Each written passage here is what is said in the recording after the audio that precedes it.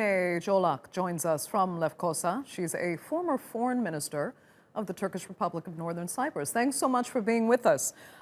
First, I have to ask you a little bit more of the details on how this reopening is going to work. If it is effectively in a UN buffer zone, can it really be reopened under international law? Well, this is the core of the dispute, that since the war and since it being frozen in this way, again and again, the issue of Varosha has come up, the issue of Marash has come up before the negotiation table and with the UN, and discussed about how it can be returned to its rightful owners. That has always been the core issue, and the rightful owners, the occupiers or the owners of the properties in '74 were largely the Greek Cypriots, and as you have described in your introduction, it was a very thriving touristic region. But after so many years, what could be done about it? Now, there are a number of UN Security Council decisions which state that Varosha should be opened in such a way as to respect the rights of the owners. So there are a number of issues relating to property rights and also, of course, to administration. Who would run it? How would it be controlled if you do open it? Now, the word open is being used quite loosely here.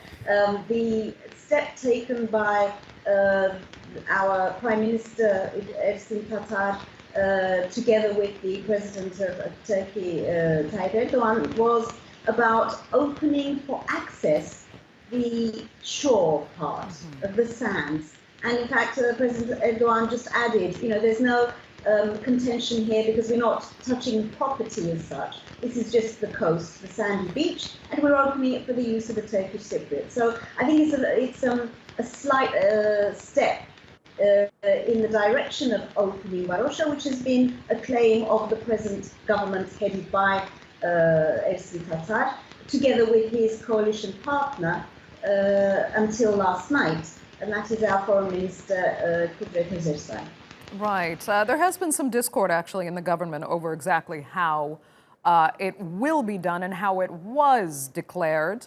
But I actually want to ask you more about Turkey, the Turkish Republic of Northern Cyprus, saying that Greek Cypriots will also be welcome back.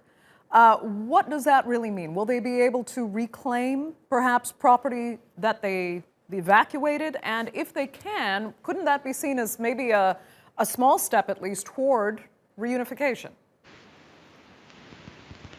In theory, yes. If indeed Greek Cypriots are going to be given a chance to claim their property back and have it returned to them, or be compensated in return for abandoning their rights there, yes, this can be a positive step towards some kind of normalization.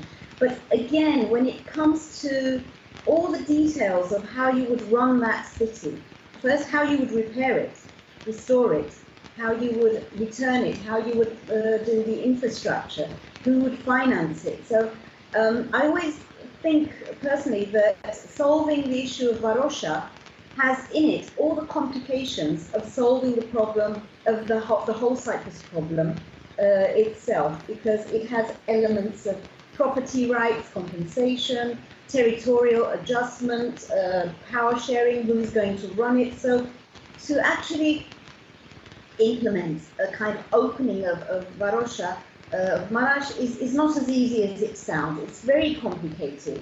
And this is why it's always been postponed. This is why, again and again, it has been said, we need to leave Marash to be decided at the table with the comprehensive solution. And this is the reason why, because sorting out all this detail, agreeing to it so that it's a joint effort and it has a positive impact on the present separation, would need so much work that you could be getting on with the full comprehensive solution in that time. Right. If this can be done, though, it can arguably all be done, as you said. Emine Colak, thank you so much for joining us. We really appreciate it.